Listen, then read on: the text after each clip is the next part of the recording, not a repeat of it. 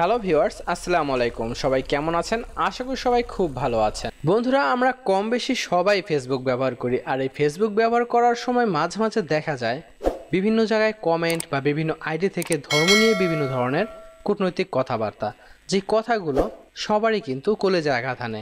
আমাদের আল্লাহকে নিয়ে কথা বলে বা নবীকে নিয়ে কথা বলে। কিছু মানুষ আছে যারা সবসময় এই ধরনের কাজগুলো করে এবং বিভিন্ন ধরনের ফেক আইডি থেকে মূলত এই কাজগুলো করা হয়। হয়তো আপনাদের চোখেও অনেক সময় পড়েছে।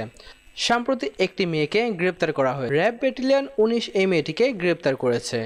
আপনার স্ক্রিনে যে মেয়েটিকে দেখতে পাচ্ছেন, এই মেয়েটির নাম হচ্ছে ইসরাত জাহান রেলি।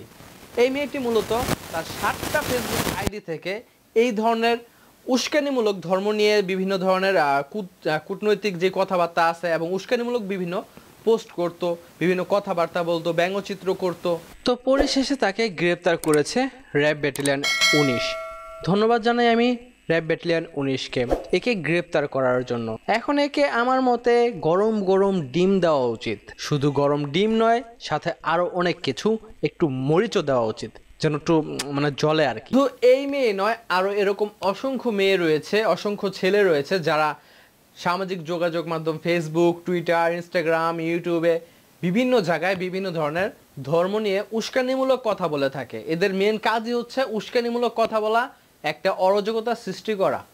মুসলিমদের সাথে ভিন্ন ধর্মের যারা আছে তাদের সাথে যেন একটা অরাজকতা সৃষ্টি হয়ে যায়, এদের মেন টার্গেট হচ্ছে এটা। এই জন্য এরা আমাদের সৃষ্টিকর্তাকে নিয়ে, আল্লাহকে নিয়ে, নবীকে নিয়ে নানান ধরনের কথা বলে থাকে।